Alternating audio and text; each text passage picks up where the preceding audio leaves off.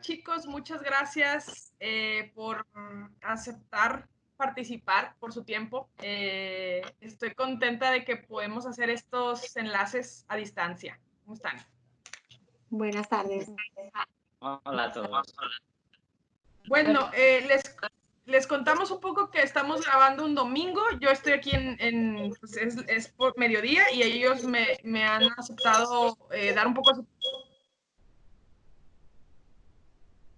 Perdón, se fue el audio. Les decía que estoy contenta de que estemos aquí en un domingo, ellos por la tarde y yo acá por mediodía, para platicar del tema del confinamiento, COVID, pero sobre todo en lo que tiene que ver con adultos mayores, que es algo que a todos nos interesa. Entonces, pues vamos a empezar. Como siempre, vamos a empezar presentándose cada uno. Les pido, por favor, ¿quién inicia?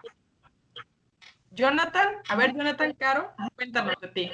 Hola a todos. Me llamo Jonathan Caro y soy enfermero, especialista en geriatría. Soy también experto en el ámbito sociosanitario y llevo trabajando en residencias desde hace ya 17 años. Wow, todo un experto. Bienvenido. Gracias. Patricia Gracia, cuéntanos de ti. Vale, yo soy médico psiquiatra en el campo de adultos en general, pero en particular una apasionada de la psicogeriatría, ¿no? y en concreto del abordaje de las demencias más específicamente, por lo cual pues siempre es un campo de inquietud al que intento dedicarme todo lo que puedo. Ok, bienvenida y muchas gracias. Ainhoa Esteve, ¿cómo estás? Cuéntanos de ti, geriatra, ¿verdad? Buenas tardes, sí, yo soy geriatra y llevo 18 años trabajando en geriatría.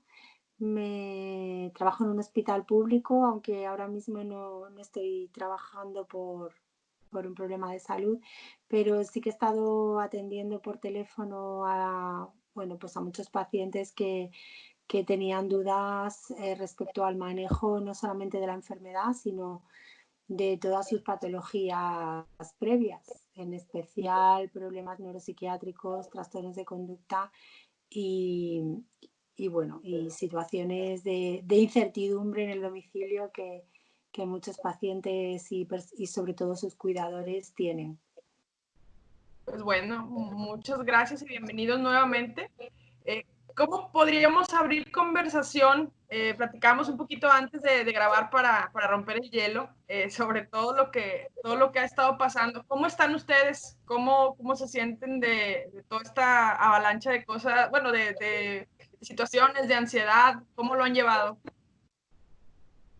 Yo creo que todo es como una montaña rusa, ¿no? Como estamos todos en todos los sitios, porque de alguna manera parece que nos creíamos invulnerables, algo así, y cuando veíamos que pasaba más allá, en otros lugares es como, no, esto no puede pasar, ¿no? Pero bueno, vemos que está pasando, pero también a la vez la esperanza de que lo estamos afrontando con seriedad, ¿no? Desde todos los frentes, desde la población en sus casas que está cumpliendo de una forma ejemplar con el aislamiento en general, a los hospitales que se están reorganizando para dar una atención más allá de lo que nunca dieron, ¿no? Entonces, yo creo que también viendo cómo yendo todos a la una y compartiendo información, pues se puede dar una respuesta incluso a la peor de las situaciones, ¿no? Que hemos vivido probablemente nunca a nivel sanitario. Claro, y bueno, decíamos hace rato que platicábamos que lo más que se pueda, o parafraseando lo que decía Ainhoa, de lo más que puedas hacer antes de que aparezca la situación es mejor, ¿no? Y bueno, en parte por eso estamos. ¿Qué me pueden decir ustedes sobre cómo se sienten, Ainhoa, Jonathan? Sí. Yo como todos mis compañeros y compañeras, trabajamos en una residencia en la que todavía no ha habido ningún contagio, son 120 usuarios y no tenemos contagios, ni sospechas, ni nada. Entonces, aparentemente deberíamos estar felices. Sin embargo, emocionalmente la gente está muy tocada. Estamos todos afectados pues porque vemos lo que pasa alrededor. Sabemos que tarde o temprano puede llegar a ocurrir y aunque lo tenemos todo preparado y súper preparado, pues bueno, uno está preparado para luchar, pero no para perder todo lo que se pierde. Entonces, igual que hemos anticipado las medidas de prevención, yo creo que estamos anticipando también ese duelo y ese miedo. Entonces es una sensación un poco rara, el estar haciéndolo bien, pero sentirte un poco mal por lo que pueda llegar a pasar. y más viendo cómo están compañeros en otros ámbitos, como en el hospitalario, ¿verdad? Y luego, por otro lado, también estamos intoxicados también de tanta información, de tanto bombardeo de los medios, de bulos, de noticias y eso. Bueno, pues yo creo que como todos estamos emocionalmente tocados. Claro. Bueno, creo que es natural. Pues sí. Yo sí quisiera un poco, como os he comentado antes, centrar un poco el tema en que las personas mayores tienen o están en distintas situaciones de necesidad de cuidados. Hay muchas personas mayores que son absolutamente independientes y que pueden ejercer su autocuidado exactamente igual que el resto de la población. Y sí que creo que hay un exceso de información en Internet y en las redes sociales respecto a cuidados a las personas mayores generalizando. Y como os decía antes, creo que se debe diferenciar muy bien a qué espectro de población nos referimos. Para eso, revisando un poquito cuál es la prevalencia de fragilidad en México, en el estudio de Massel del JACS de 2010, en México hay un 25% de la población mayor de 75 años que es robusta, que es completamente independiente y que por tanto debe tener la misma estrategia de prevención que el resto de la población, que es el aislamiento domiciliario, la higiene de manos, la utilización de mascarillas si salen a la calle, si pueden, pero lo ideal es que no salgan a la calle y que tengan desde fuera el aprovisionamiento de comida o de servicios y fármacos o lo que puedan necesitar. Y en esa población la recomendación general para mí más importante es el mantenimiento del confinamiento lo más estricto posible. También creo que hay que hacer una reflexión, o por lo menos mirando la estadística de la afectación de la población en España, creo que hay que hacer una reflexión importante sobre la población de entre 55 y 65, 70 años, que probablemente es población laboralmente activa y que probablemente no se haya tenido todas las medidas lo estrictas que deberían haber sido en cuanto al confinamiento y en cuanto al aislamiento, porque es la población que más está afectada de manera grave y que más ingreso en UCI ha necesitado. Por tanto, en esa población, todo el que pueda no salir de casa, todo el que laboralmente pueda estar confinado de una manera muy, muy estricta, creo que es la principal medida que hay que tener, como dice la OMS y como dicen todas las sociedades científicas, además de la higiene, del lavado de manos, etcétera, pero fundamental cumplir el aislamiento de manera muy estricta.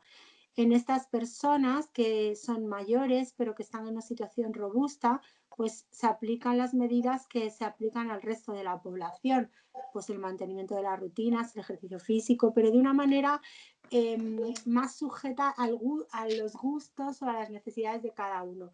Y sí que en México hay un 54% de personas frágiles, mayores de 75 años, y un 20% de personas frágiles, que son a las que hay que dedicar más cuidados externos.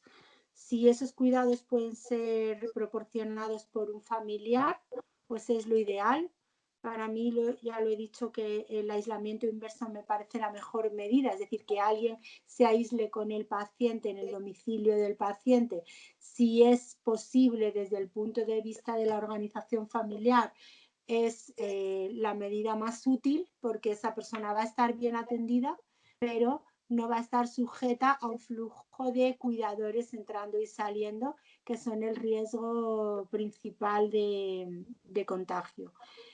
Y por último, el cuidado de las personas dependientes que necesiten de otro para la provisión de esos cuidados y esos cuidados no se puedan dar en domicilio, pues entonces, tanto si la persona está en una residencia como si está en el domicilio con cuidadores profesionales, pues es en los que hay que extremar todas las medidas de contagio, asumiendo que la principal fuente de contagio es el profesional que puede transmitir la enfermedad por ser un portador asintomático, y no infraestimar la capacidad nuestra para ser portadores asintomáticos y para contagiar a los pacientes, aunque no tengamos síntomas, ni fiebre, ni ninguno de estos problemas.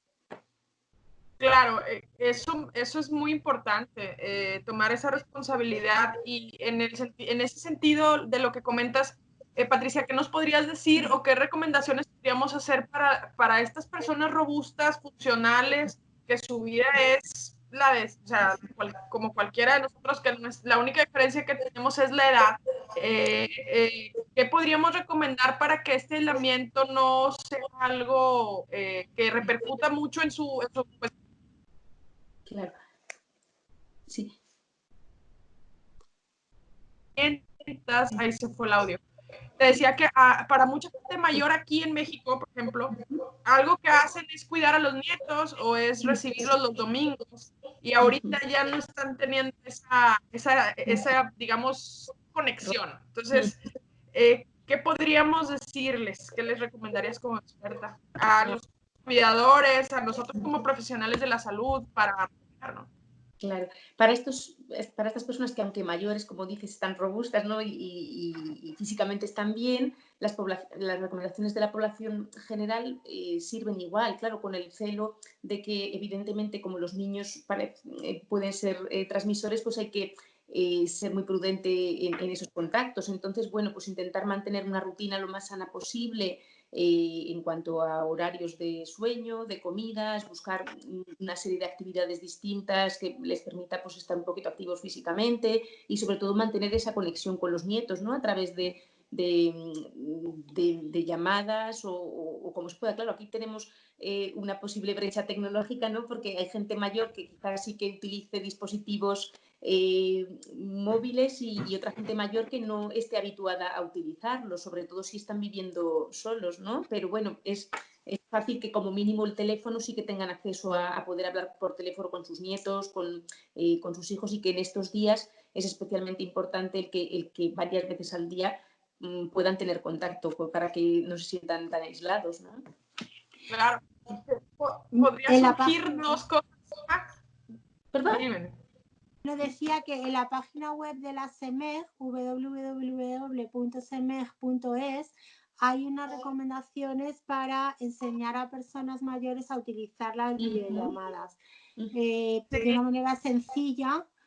Aquellas que tengan tecnológicamente disponible internet, pues hay una serie de recomendaciones como para, bueno, pues para acceder por primera vez a esta tecnología, que yo creo que es un acompañamiento muy importante. Se recomienda hacer 2 llamadas al día por lo menos, como mínimo, pues por la mañana y por la tarde, en la que la persona que llama, habitualmente un familiar, esté al tanto, pues no solamente de sus necesidades emocionales, que son muy importantes, sino pues por ejemplo de que no tenga toda la medicación que necesite, poder asegurar que hacen una dieta sana, porque muchas veces las personas mayores, cuando viven solas, no cocinan o cocinan de una manera poco estructurada. Y también se ha visto que en el COVID como la afectación inflamatoria es muy importante y se produce una pérdida nutricional grave. Por tanto, es importante que las personas mayores hagan ejercicio y estén nutridas para que el estar aislados en el domicilio no acabe generando una situación de fragilidad o de sarcopenia o de situación de pérdida nutricional. Eso es muy, muy importante, y es una rutina que bueno, pues cuando llamas por teléfono, ¿y hoy qué vas a hacer de comer? ¿O qué tienes ahí? ¿Por qué no comes un poco de legumbre, por ejemplo? O lo que sea, ¿no? Pero quiero decir que estar un poquito pendiente de esas rutinas también por teléfono se pueden supervisar. Claro. Y ahí tenemos otra situación que a mí se me ocurre que va a surgir, que es una necesidad que va a crear digamos, el estímulo cognitivo en los mayores para ahora sí ya engancharse con la tecnología. Perdón, se fue el audio. Considero que es muy positivo por ese lado, Pero luego tenemos otro riesgo, y esa es una pregunta que quiero hacerles. ¿Cómo se les ocurre controlar la información que les llega? Porque de repente los pacientes se llenan de información y eso les crea mucha ansiedad y luego empieza digamos, el círculo vicioso y sí se puede desencadenar, pienso yo, un trastorno de ansiedad asociado a todo esto. Porque empiezan a pensar en que los hijos sí andan trabajando y entonces ellos sí se pueden infectar y tal. Entonces, ¿cómo podríamos filtrar toda esta información? Hombre, yo creo que el pensar que tenemos que filtrar información a los mayores es considerar que ellos no son capaces de discernir. Es decir, son mayores, pero no son tontos. Entonces, lo importante con los mayores es que tengan acceso a la tecnología, que les pueden colar bulos y malas informaciones como a todos los demás, y lo que tenemos que hacer como familiares, ya no como cuidadores, como propios familiares, es tener con ellos unas conversaciones veraces, sinceras, tranquilizadoras y trasladar nuestro apoyo. Que si tienes dudas con algo, llámame y yo te explico, yo te busco informaciones, a mí me sobrepasa, pero de controlar, vigilar o filtrar, yo creo que nada de nada. Buenísimo. Yo también creo eso. Yo también creo que las personas mayores robustas que viven en su domicilio tienen que tener exactamente la misma información que el resto de la sociedad. Y dicho sea esto, recalco que toda la sociedad, no solamente los mayores que viven en domicilio solos, debemos de tener la responsabilidad de buscar la información en fuentes veraces. Y como os decía antes, creo que los ministerios de salud, la OMS y las sociedades científicas son una fuente de información veraz, no buscar información en periódicos, en revistas, en chats o en programas de televisión que muchas veces dan la información correcta, pero otras dan una información adaptada a la necesidad del periodismo de generar noticia continua y sí que pienso que eso puede llevar a esa ansiedad que dices que llaman infoxicación o intoxicación de información. Pero sí que pienso que si nosotros como profesionales, como familiares, somos capaces de transmitir que hay fuentes veraces de información y hoy por hoy todas las sociedades científicas, por lo menos en España, la Sociedad Española de Geriatría, la Sociedad Española de Medicina Geriátrica, tienen información veraz para familiares, para cuidadores y para profesionales. Y yo creo que esa es la información que hay que tener. Y luego la de cada administración local, quiero decir, la de tu estado, tu país o tu sistema sanitario, que evidentemente será una información más adaptada a los recursos locales que cada uno tenga. Otra cosa que creo que es muy importante y que probablemente yo creo que ya se está empezando a ver y la vamos a ver en los próximos meses, son los efectos colaterales. Es decir, por la situación de alarma que se ha creado, hay patología grave que no está siendo atendida porque las personas no están yendo al hospital o al médico de cabecera.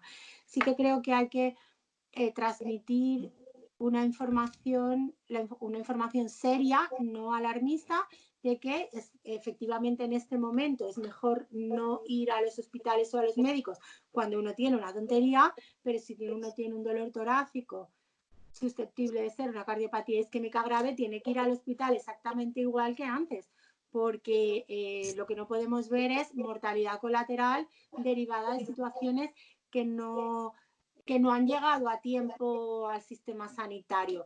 A ese respecto, por lo menos en España, se han habilitado la posibilidad de consultas telefónicas, supongo que en México también, porque es lo que están haciendo la mayoría de los países.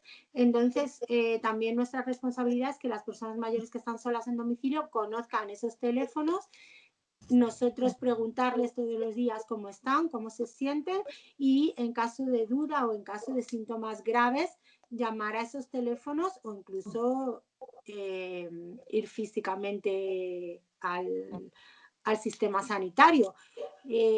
Porque sí que es verdad que a veces las personas mayores está estudiado que son las que mejor utilizan el sistema sanitario. Generalmente cuando van es porque tienen algo grave, más que las personas jóvenes.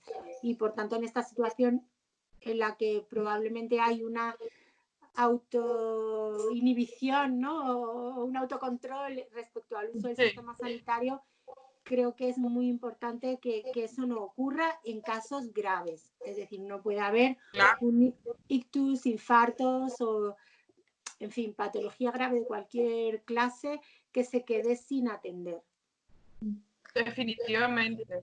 En ese sentido, yo sí que quería añadir, como antes comentábamos, la mayoría de las visitas, tanto en el ámbito de primaria y en el ámbito de especializada, están siendo ahora a distancia, ¿no? Pero no dejamos de estar ahora todos en activo para precisamente, por una parte, atender no solamente lo relacionado con el COVID, sino todo lo que siempre hemos estado atendiendo, pero además esas intervenciones también están siendo muy útiles para poder transmitir información veraz y porque siempre los pacientes, como viene, vamos, con todo su sentido, van a confiar más en la información que le demos como profesionales de la salud, ¿no? Y por tanto sí que yo a lo largo de estas semanas, lo que sí que he visto con las personas que yo atiendo en la consulta, es que esas llamadas telefónicas pues mantienen pues, ese control sobre su enfermedad por un lado, pero a la vez también ese espacio para poder aliviar esa ansiedad o esas dudas que surgen a partir de la situación, ¿no? Esto vale para personas de cualquier edad. Entonces, animar a las personas que sigan pidiendo sus citas con el médico cuando consideren que las necesitan, que aunque no les atienda presencialmente, el médico va a llamarles por teléfono y van a poder aclarar las dudas que tengan respecto a su salud. Creo que esa es una herramienta muy buena que quiero decirles que en mi país no está muy estimada. Yo pienso, estoy muy de acuerdo con ustedes en que el solo seguimiento telefónico puede hacer la diferencia. O sea, el hecho de que el paciente valore la cuestión de que hable con su médico, tendría que darse más valor a eso aquí en México, pienso yo. Todavía no le dan tanta valor, pero pues bueno, yo pienso que esta es una buena oportunidad y estoy convencida de que hay que hacerlo. Entonces, bueno, ¿qué hacer con los cuidadores, chicos? Porque ahora entramos a un tema que es un poco difícil también, que son los cuidadores de pacientes con fragilidad, porque pues a veces estos pacientes necesitan cierto apoyo, pero también los pacientes con trastornos neurocognitivos o deterioros cognitivos. ¿Qué hacer con estos, con los cuidadores en general? Porque se van a confinar y se van a aislar y no van a tener manera de descansar. Entonces, eso también es difícil.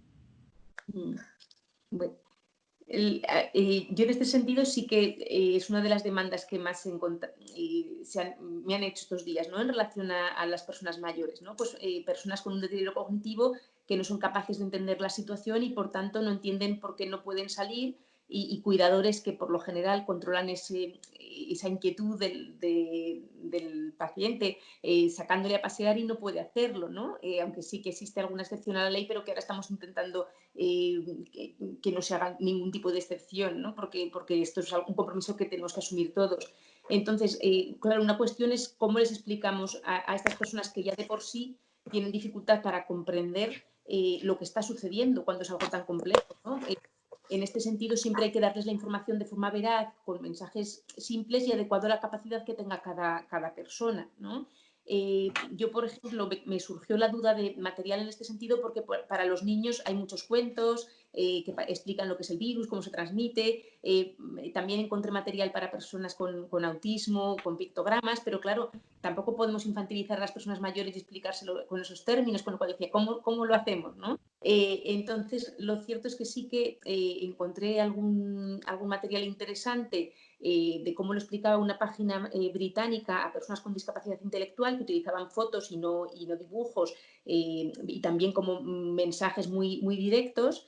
Pero sobre todo lo que sí que me gustó mucho es que, bueno, que tampoco es necesario que entiendan qué es el coronavirus, o cómo se transmite o qué síntomas tienen, que lo importante, si la persona no tiene capacidad para eso, lo importante es que entienda cuáles son las medidas que hay que tomar, como es el lavado de manos, la distancia social y no salir de casa y el que no van a estar recibiendo visitas, ¿no? Entonces, un poquito lo que las diferentes páginas que he revisado aconsejaban, pues es un poquito transmitirles que es digamos, una orden, pues bien del presidente o bien de su médico, incluso si no, pues el transmitirle al familiar que es una decisión suya para que él esté seguro y para cuidarle. o utilizar también personas de la familia que tengan una especial ascendencia sobre la persona, ¿no? En las que ella o él tienda a confiar más y de alguna manera, si esas personas mantienen un contacto telefónico, pues también pedirle que le lancen mensajes en el mismo sentido, ¿no? Claro. También es cierto que a lo mejor la persona no tiene visitas, pero si está manteniendo un contacto telefónico con esas personas a las que echa de menos, pues también es una forma de que estén ahí, ¿no? Y bueno, sí que es complicado porque por lo general, y a mí me parece ya complejísimo, bueno, de por sí, el poder ser cuidador de una persona que poco a poco va perdiendo su capacidad y va siendo más complejo el manejo en el día a día y va siendo más dependiente, pues en una situación de 24 horas sin posibilidad de desahogo. A los cuidadores sí que tenemos que decirles, como siempre, que se sigan cuidando, ¿no? Y que en ese sentido también busquen ese apoyo y esas llamadas en personas de su confianza fuera y traten de buscar un espacio-tiempo para poder tomar aire, ¿no? Tomar aire no hablo en la calle, hablo de un poco de hacer algo que les pueda distraer o que les pueda hacer liberarse un poco de esa carga cotidiana. Sí. Jonathan, ¿cómo lo han vivido ustedes en la residencia? O sea, con el tema de la limitación de las visitas, ¿no han visto agravamiento de ansiedad o de repente alguna situación emocional? Bueno, yo voy a decir que en un principio pensábamos que iba a ser mucho peor, pero con una información veraz y progresiva y adaptada ha ido todo bastante bien. Sí que vemos en general, tantas ansiedades no hemos visto. Sí hemos visto, y hablo de personas en deterioro cognitivo, hemos visto más tema de depresión, apatía, anedonia, sin ganas de hacer nada, pues porque claro, al final el vínculo que tienen con el exterior es su familiar, ¿no? Y por mucho cariño que quieras dar tú no eres su familiar. Y si a eso le añades que las actividades en las propias residencias se han disminuido y se han readaptado, bueno, pues vamos a decir que flota en el ambiente una especie de, no sé si decirlo tristeza, pero sí que se ve que las personas mayores pues están pues emocionalmente más tristes. En cuanto a la gente con demencia, no hemos visto que haya aumentado la ansiedad, pero también es verdad que a esta gente también les hemos ofrecido la posibilidad de la videollamada, la están haciendo, lo están disfrutando, realmente conectan mucho mejor de lo que pensábamos. Esa señora que cuando viene su hija la confunde con su propia madre, le pones una videollamada y sigue pensando que es su madre, pero le ha alegrado el día, le ha activado y le reconecta con esa rutina diaria. Es una actividad que siempre viene su madre, entre comillas, a verla y eso sigue estando así. Entonces, yo creo que en general, vamos a decir un poco de tristeza, pero lo están llevando bien. Y volvemos entonces al punto de cómo nos ayuda la tecnología, ¿no? Cómo podemos sacar muchísimo provecho. La música, por ejemplo, también creo que podría ser una buena herramienta de la cual podríamos todavía sacar más provecho. Y bueno, pues excelente. Yo creo que son recomendaciones muy importantes. No sé cómo han llevado ustedes el tema de la restricción de cuidados. ¿Se han enfrentado con eso? Con el tema de que la atención a COVID en mayores sea distinta? Porque sé que está limitada, pero no sé qué tan, cómo ha sido la experiencia, si realmente ven ustedes o proyectan una limitación en la atención o cómo lo ven ustedes. Nosotros, por ejemplo, en cuanto al ámbito residencial, sí que ha habido cosas, se ha intentado que entre la menor gente posible al centro, porque al final cuanto más gente entre, pues más vectores de contagio. Entonces, por ejemplo, el servicio de peluquería se ha dejado de servir, el servicio de podología se ha dejado de dar, la fisioterapia incluso, porque al final hay un fisioterapeuta y son muchos aparatos los que utilizan, entonces intentamos suplirlo como podemos al resto del personal, incluso pues hay personal auxiliar que está cortando el pelo y bueno, pues los enfermeros hacemos un poco de podólogo hasta donde llegamos e intentamos suplirlo un poco. Entonces sí que se ha tenido que reducir algunos servicios o readaptar, pero por lo demás no, sí que nos lo pensamos muy mucho antes de derivar a una persona al hospital. Tenemos que estar, si normalmente tienes que estar seguro, ahora aumentamos, pues porque sabes que te puede ir pues con un esguince y te puede volver con un coronavirus. Pero por lo demás no, esas son las limitaciones que he podido ver. Ok. Que son súper necesarias. Así es. Yo creo que los cuidadores en domicilio se están enfrentando a una dificultad añadida, que es que al haber cerrado los centros de día en los que muchas personas dependientes están, pues hay cuidadores que se están teniendo que enfrentar a estar cuidando las 24 horas seguidas, ¿no? Y eso pues generalmente es cansado, es así, es una actividad que se desgasta mucho. Por otro lado, yo creo que es una actividad en la que se puede encontrar siempre algo positivo en la relación con la persona con la que convives todo el tiempo. En este aspecto sí que ha habido, o yo por lo menos sí he tenido llamadas telefónicas de cuidadores quejándose de que los cuidados se han interrumpido. Yo creo que es una cuestión en la que hay que simplemente reflexionar que en este momento asistir a un centro de día es mayor fuente de contagio y mayor riesgo que estar en casa, eso es así. Por otro lado, también hemos tenido, o por lo menos he tenido alguna llamada telefónica de familiares que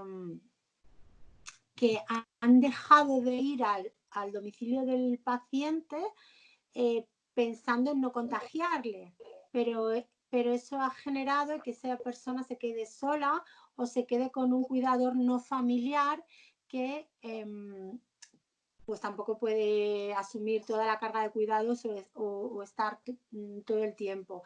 En ese sentido, pues otra vez insisto que quizá la mejor medida posible, si técnicamente y organizativamente es posible, es que alguien, especialmente nietos mayores o personas jóvenes pero no niños, se traslade a vivir con la persona mayor.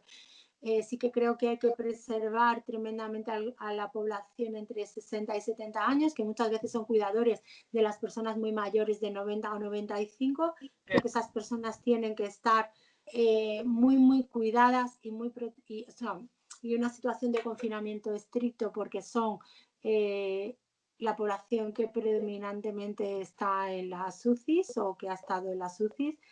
Y respecto a la provisión de cuidados, creo que, como recomienda la OMS y las sociedades científicas, tiene que hacerse en base a unos criterios pues como decíamos antes, de funcionalidad y sobre todo de deseo de cuidados del paciente y de su familia.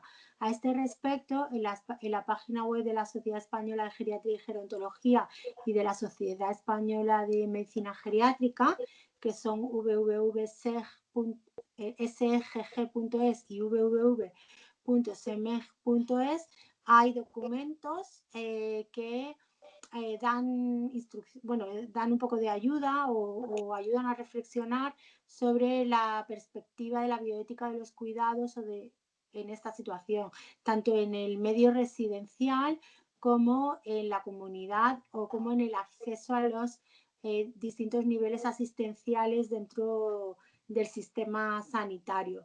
Son documentos que están bastante bien razonados, están hechos por expertos y avalados por muchas sociedades científicas y básicamente lo que recomiendan es tomar las decisiones en base a la capacidad funcional, en base a los deseos del paciente, intentar hacer una planificación de los cuidados avanzada, como decía Jonathan, teniendo una información veraz de lo que es la enfermedad, de cuáles son los riesgos y teniendo en cuenta, por supuesto, la opinión del paciente, pero también la capacidad de provisión de servicios del sistema que es limitada. O sea que en esos documentos, en todos, se establece como premisa principal que la edad nunca debe ser el factor decisor en cuanto a la previsión de cuidados, en cuanto al acceso de los cuidados.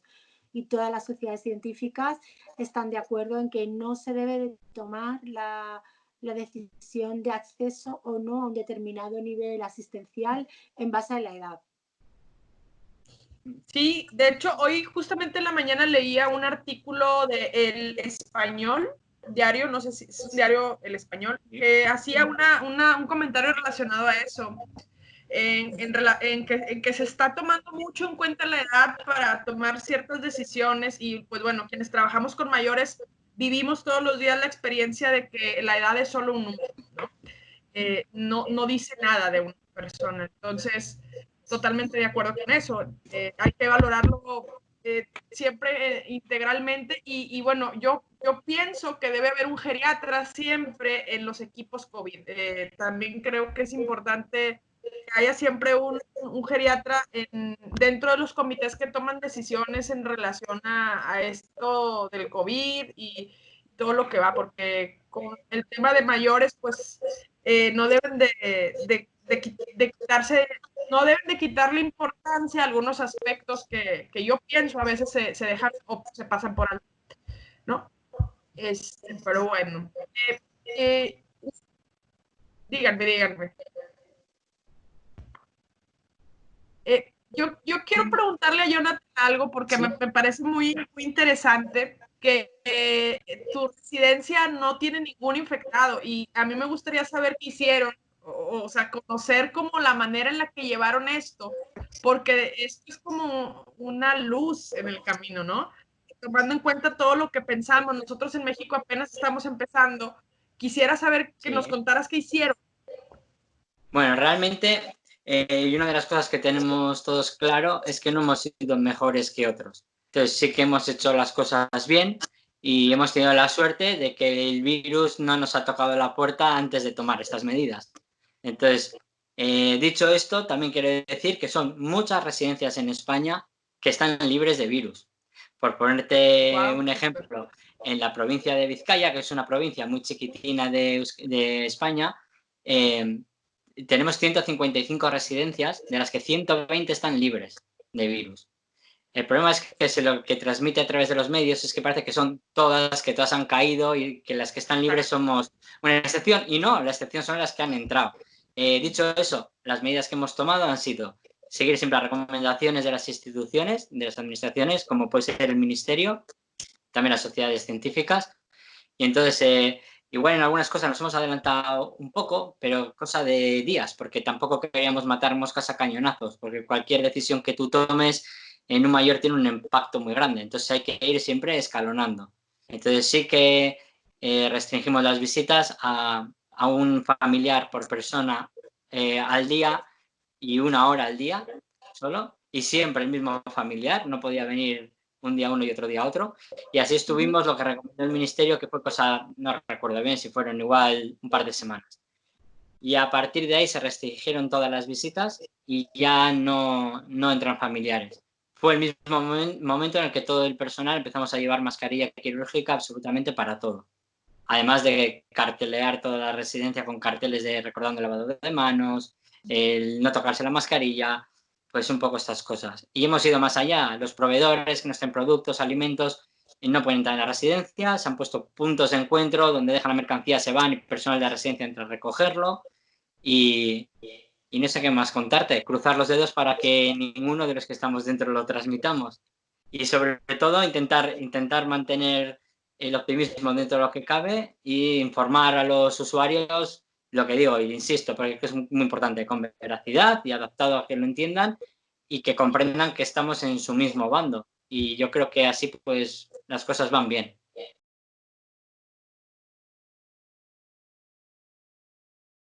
¿Qué piensan ustedes qué impacto va a tener esto que estamos viviendo en el tema, no sé si quieran, como lo quieran abordar, si lo quieren abordar en el tema social, en el tema de la salud, del bienestar de los mayores, lo que les venga a la mente? ¿Qué impacto creen que va a tener esto en su comunidad? Todo lo que hemos estado viviendo, lo que han estado viviendo ustedes.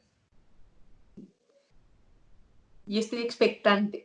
Pues mira, la Sociedad Española de Medicina Familiar y Comunitaria se ha preocupado ya de esto y han emitido también un documento al respecto de cómo van a tener que ser los cuidados por parte de los profesionales de atención primaria, que además están asumiendo una gran carga de cuidados a todas las personas con COVID que no están ingresadas en el hospital, que son muchísimas.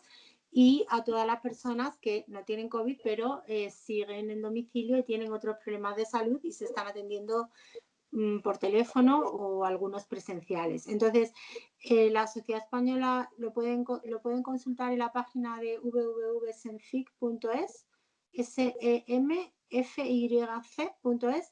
Hay un documento para cómo van a ser los cuidados post-COVID. Respecto a la parte sanitaria, es decir, qué controles hay que hacer, analíticos, etcétera. El COVID y sobre todo las personas mayores, como es un síndrome con una respuesta inflamatoria muy importante, genera una pérdida funcional que se está viendo en las personas que son dadas de alta y pues hay una parte de recuperación funcional que habrá que asumir. La otra parte es en aquellas personas que tienen delirium o síntomas neuropsiquiátricos, pues pueden tener un empeoramiento cognitivo, que también pues, es algo que habrá que evaluar. Y luego pues los controles de todos los posibles efectos adversos de la medicación y de todos los síntomas colaterales. Al principio siempre se decía que era la triada de tos, disnea y fiebre, pero se están viendo presentaciones con eventos trombóticos importantes y por tanto el manejo de la anticoagulación también está protocolizado a medio plazo. Se están viendo muchos efectos cardiológicos, miocarditis, patología cardíaca trombótica, incidencia cardíaca, o sea, y también está viendo muchos problemas neurológicos que inicialmente estaban menos descritos, y la Sociedad Española de Neurología también está haciendo un registro de estos problemas. Es decir, que las secuelas, solamente desde el punto de vista médico, habrá que irlas viendo a partir de los próximos meses. Desde el punto de vista de la provisión de cuidados, como os decía antes, yo creo que ahora estamos en el pico de la mortalidad y en el pico de sobrevivir a este impacto tan tremendo en los servicios sanitarios, pero en cuanto esto empiece a desescalar los nuevos casos, habrá que atender tanto a los pacientes que han tenido patología medianamente grave que no han accedido al sistema sanitario, bien por decisión propia o bien porque no han podido. Habrá que atender también a toda la provisión de cuidados a medio plazo, teniendo en cuenta que no vamos a poder hacer consultas físicas como las hemos hecho hasta ahora, por lo menos durante una temporada, hasta que veamos si hay nuevas oleadas o no. Y luego, por otra parte, habrá que atender las secuelas psicológicas, tanto en los profesionales como en las personas que han perdido un familiar, incluso en la población general. En ese sentido, sí que datos de pandemias anteriores sí que hablan de que entre los profesionales de la salud puede haber hasta un 20% de síntomas de estrés postraumático, ¿no? Es cierto que ahora en casi todos los servicios de salud mental hemos ofrecido programas de atención específica a compañeros que están en primera línea trabajando con pacientes COVID, que ahora yo creo que la demanda es pequeña porque están, pues, digamos, sacando todo su tiempo y toda su energía para estar ahí al pie del cañón, pero claro que es muy importante pues que de alguna manera también transmitirles, bueno, pues que se venden que los médicos son y somos héroes, pero los enfermeros, bueno, hablo del sistema sanitario, de los profesionales sanitarios en general, y nada más lejos, somos humanos, muy enamorados afortunadamente de lo que hacemos y en ese sentido pues que se está dando todo, pero claro que igualmente hay que tomarse su tiempo de descanso, de respiro, de coger energía, de poder hablar con tu equipo tanto antes del turno como después del turno, tratar que las personas que gestionan los equipos pues den órdenes claras. Es verdad que uno de los parámetros protectores para evitar luego síntomas de estrés postraumático sería el que las órdenes sean claras y uniformes y no haya muchos cambios, pero es que esta esta pandemia estamos viendo que las normas cambian de un día para otro, porque cambian los protocolos en base a lo que nos estamos encontrando y en base a los recursos que vamos teniendo respecto a los equipos de protección y no. Pero bueno, sí que en ese sentido está descrito pues, que tanto secuelas de estrés postraumático, de ansiedad y de depresión entre los profesionales en un porcentaje bastante elevado, ¿no? Que habrá que ver. Y luego en la población general, pues yo sí que ya llevamos un mes aquí en España en situación de aislamiento y lo que al principio parece que decíamos, bueno, pues en general no lo llevamos tan mal, ¿no? Pero comienza ya a haber llamadas de personas con bastante angustia por no poder salir, de personas que ya conocíamos o de personas que conocemos a partir de esta situación, que les angustia desde el miedo a contagiarse hasta a la incertidumbre por la situación que ha frenado sus proyectos, ¿no? Entonces, bueno, la verdad es que es una situación que nunca habíamos vivido, con lo cual yo creo que a partir de ahora, cuando afortunadamente esperemos siga esa tendencia de bajar las situaciones graves por COVID, pues empezarán a emerger, ¿no? Pues esos problemas menos graves o moderados que han quedado desatendidos o problemas de salud mental derivados pues, de la situación por el temor al contagio, por el confinamiento, por las consecuencias socioeconómicas que todo esto va a tener.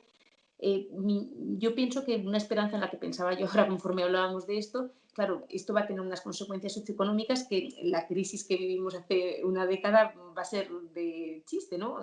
Al lado de todo esto.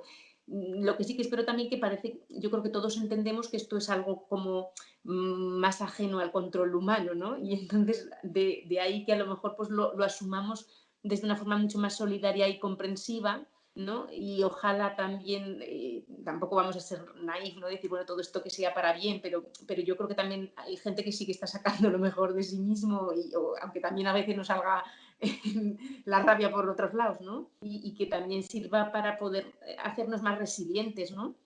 Y hablando de resiliencia, esto ya empieza a filosofar un poco, me cortáis, ¿no? Pero claro que hablaba, muchas veces, y ahora desgraciadamente quedan poquitas personas de la generación que en España vivieron la guerra, ¿no?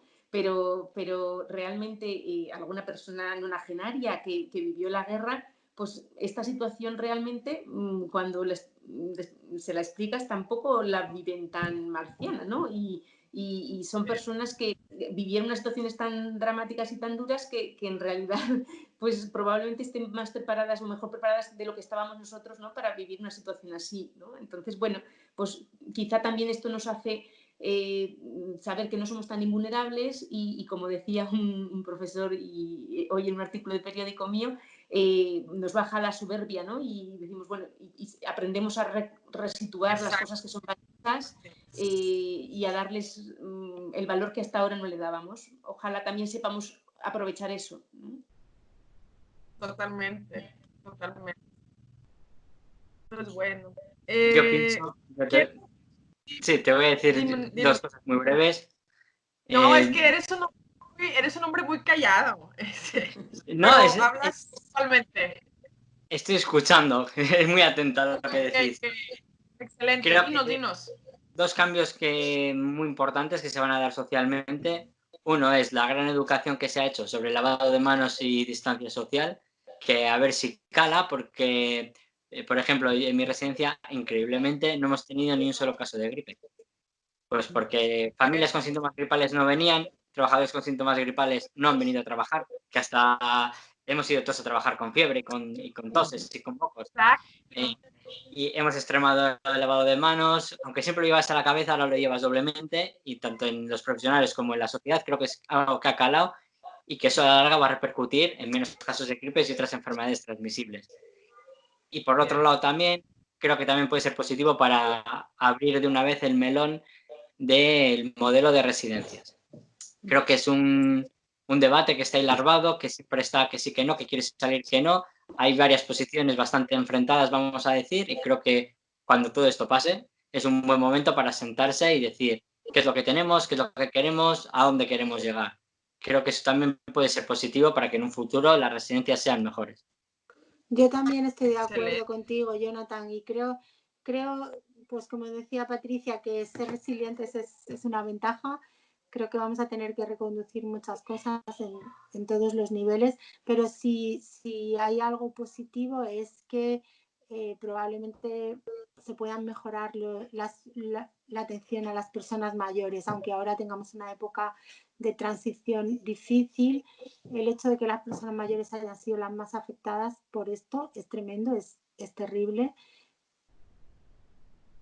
No puedo, o sea, quiero decir, pero a lo mejor sirve para recentrar los cuidados o recentrar la atención o ser capaces de hacerlo mejor en el futuro. Ojalá.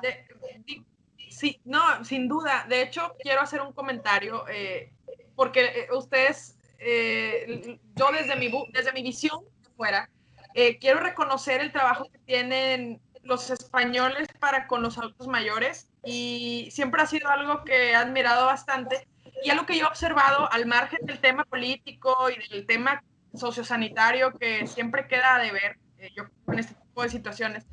Yo sí quiero reconocer la labor que tienen todos ustedes y el compromiso hacia la información, hacia dejar de lado intereses, no sé cómo decirlo, o sea, ustedes son muy unidos y yo he visto eso reflejado en Twitter, reflejado en redes.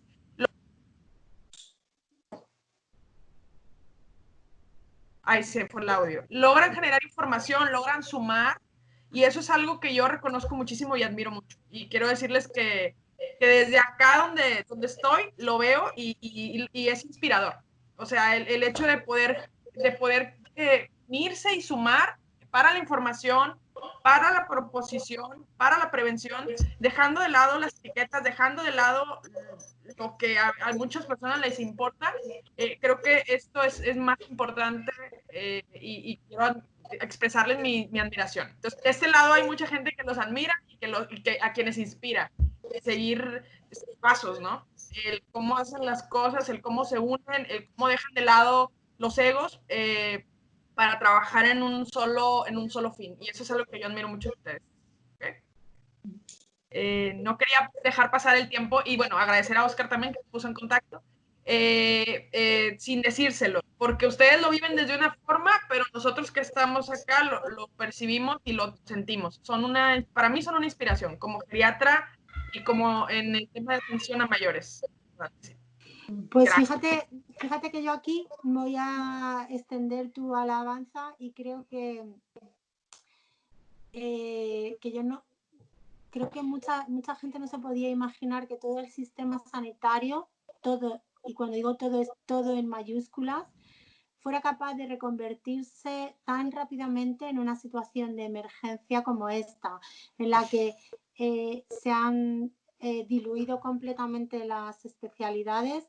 Hay, pues para decirte el ejemplo más extremo, tengo una amiga íntima pediatra, neonatóloga, que está en un equipo COVID viendo personas de 90 años con COVID. Quiero decir que se han reconvertido absolutamente todas las personas de los hospitales tratando de trabajar o hacer lo que mejor sirve al fin que se necesita, reconvirtiendo unidades, reconvirtiendo salas de espera en salas de atención, gimnasios en salas de camas. Toda la actividad se ha redirigido y se ha reconvertido en un tiempo absolutamente récord. Todas las personas están intentando, yo creo que aportar todo lo que pueden para bien.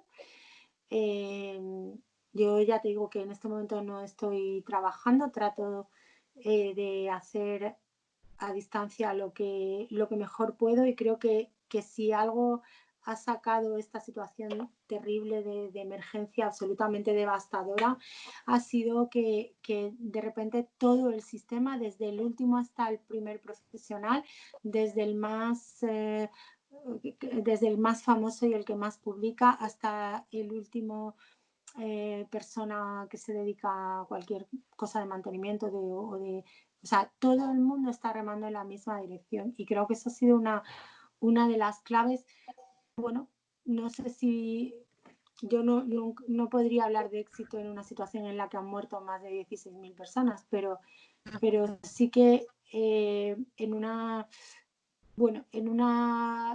quizá lo poco que nos pueda reconfortar o que pueda reconfortar a los profesionales que han estado ahí, es que realmente el sistema se ha volcado con la atención a esta situación, con la atención a las personas que lo han sufrido en todos los ámbitos. Ojalá, quiero decir, la siguiente nos pille mejor preparados, pero realmente pienso que en esta situación todo el mundo está haciendo todo lo que puede y todo lo que puede con la mejor de su voluntad y de su disposición. O sea, y volviendo un poco a lo que decías antes del artículo ese del español, tal, yo insisto en no buscar información en los periódicos, buscar la información en sitios fiables, porque hay muchas veces que la información, incluso dada con buena intención, no lo sé en este caso, no es exacta, induce a error, induce a interpretaciones equívocas y no nos ayuda al sistema sanitario ni ayuda a los pacientes. Entonces, insisto, que la información sea de las sociedades científicas, de los ministerios, de fuentes oficiales, todo lo que se pueda. No creo verdaderamente que nadie en esta situación pueda hacer un uso de la información que no sea el que todos queremos, es decir, que la información se da o cada uno está tratando de hacer lo que mejor puede para solventar esta situación. Y yo creo que hay que ceñirse a eso y no buscar explicaciones alternativas, porque al final se genera información inexacta, como decía Jonathan, respecto a todo, respecto a la residencia, respecto a la discriminación por edad, respecto a muchísimas cosas. Entonces, claro, de acuerdo. Pues bueno, nada, les quiero nuevamente agradecer y quiero preguntarles si tuvieran si yo les pidiera un consejo de qué hacer, estando 3 semanas antes de lo que están ustedes, ¿qué consejo me darían o qué consejo nos darían? Quédate en casa. Ok, excelente, muy bien. Pues nada, muchas gracias, chicos. Gracias. Espero que podamos volver a coincidir. ¿Okay? Aquí estaremos. Muy bien. A disposición. Muchísimas gracias. Les mando un abrazo. Hasta luego. Un abrazo. Gracias. Bye. Bye. Hasta luego.